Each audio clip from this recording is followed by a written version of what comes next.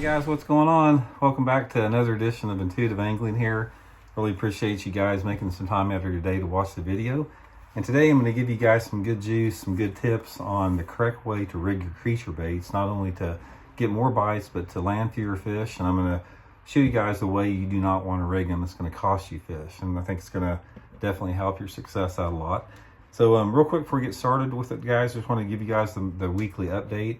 If you guys haven't had a chance yet, go by and check out fishinthemoment.com in our lake map breakdown section. We got lake maps that we're breaking down all over the country. Myself, Johnny Schultz, Matt Steffen.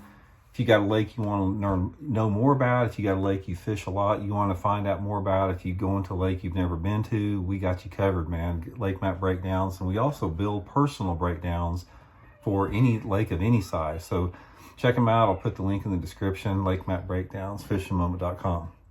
Okay, guys, let's talk a little bit about creature baits here. And you know, one of the things that you're going to find in bass fishing is once that water temperature starts to get around 60 degrees, like it's getting close to now in a lot of part of the country, the bass quit biting the moving lures as well as they have when the water's colder, and they like a bottom bouncing lure. And this is my favorite time of year right now to fish a creature type bait. Two we're going to talk about today is the Zoom Z-Craw and the Z-Hog. But whatever your favorite, if you're using, beaver or a brush hog or whatever, one of Jason Christie's critter deal, whatever, pretty much all the same as far as the category of creature bait. So it's a really good deal as far as this time of year, because when those fish get close to bedding or right after bedding, they just love a creature bait, even over a jig a little bit. So first of all, I'm going to talk a little bit about the mistakes that people make rigging their creature baits.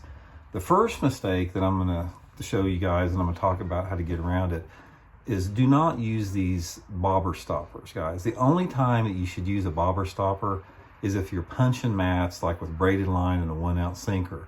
Because what happens is when you put a bobber stopper on your sinker, if you're on a creature bait, pitching and flipping it around sparse cover, the bobber stopper pins that sinker and doesn't slide up the line, and you want it to slide up the line, because if you can get that sinker to slide up the line, when a bass jumps, you're going to lose far fewer sinkers. So do not use bobber stoppers. And the second thing that you do not want to do is when you're rigging your creature baits, do not use an EWG offset hook. It's going to cost you fish, you're going to lose it. So I'm going to show you guys how to get around that. So the first thing here, let's go a little bit the rigging here. The hook I prefer is like I said, a 3 or 4 Gamakatsu G Finesse treble. Now, there's a couple different things here. I want to show you the difference here. This is another mistake guys make. This is a flipping hook here. See how thick it is here? And this is the, the G Finesse. It's quite a bit thinner, as you can see on the diameter of it. It's got a little bit of a flex in it.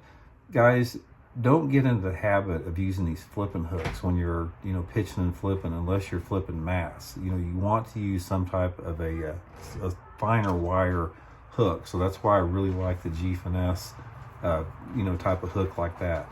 You don't need to overpower these fish when you're pitching and flipping, even with 25 or 30 pound line. A smaller diameter hook is going to get you better penetration. So that's number one. Number two with it, I'm going to talk a little bit about the sinker here, and I'm going to show you guys how to rig it here. The sinker sizes vary completely, so you don't, it just depends on the cover you're fishing, but the way that you want to peg it is with a toothpick or one of these peggets here. The rubber peggets. I actually prefer a toothpick because you control it, because the reason you want to use a toothpick or a pegget is you can put this thing in here and you can put as much pressure pinning the line in there as you want to, or least, and then break it off in there. And what this does is you want it set up where you don't have as much pressure where it won't move. So I want this sinker to be able to slide, up and down like that, not easy, but see, it'll come through there about like that. That's what you want. You want the sinker to have some type of a sliding effect, and just enough, to keep it in position where it keeps your bait locked down there. So that's the first thing. Okay, the next thing with it we're talking about is how to rig the bait on there, just with your hook. So here's a big mistake. We've talked about this before. If you guys have seen some of the past videos, how you don't want to do it. You do not want to come through and just put your hook straight back in like that. See how I got that? See, the hook point is not even coming through the plastic. This is how a lot of people rig it, guys, and this will cost you fish doing that, because you still have to penetrate a lot of plastic right there to get into that thing right there. So never just insert the point of your hook back into the plastic. What you want to do is you want to come through all the way like that, where it's hanging loose like that. And once you do come through there like that, run it back and forth about 10 or 12 times like that, and pull it a little bit. What you're doing there is you're making a channel. You want this to be able to move fairly easy, so you're making a channel with it like that. Once you make that channel, what you want to do is I leave it. See, you can see that hook point is exposed right there. I leave it exposed if I'm fishing around some type of like clean structure, like pitching it to the edge of stumps, pitching it around boat docks, like something. The only time that I want that point right there, you can see I got the point there. The only time you want that point buried back into the plastic like that, see the point's buried in there, is if you're penetrating thick cover, like going into a lay down, flipping flooded bushes, all that type of stuff. That's the only time you want it in there.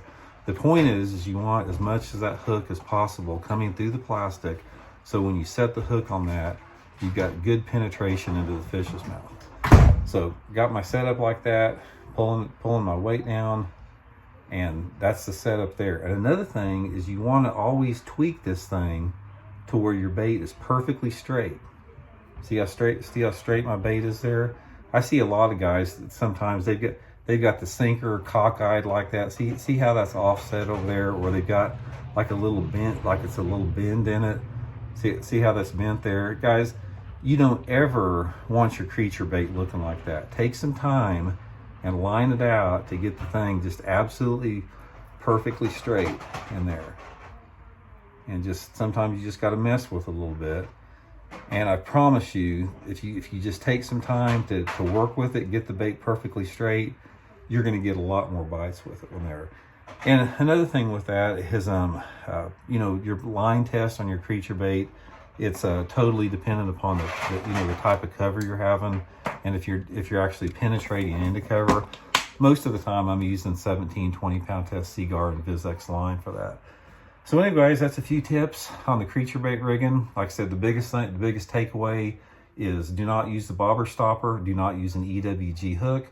Go with peg it with a toothpick or a peg it, and use a straight shank hook that doesn't have a big diameter. I promise you guys, doing that, getting that bait looking good, you'll get more bites with it. And when you do get a bite, you're not going to lose near as many fish. So anyway, guys, thanks for tuning into the tip. Much appreciated, and I'll see you guys later.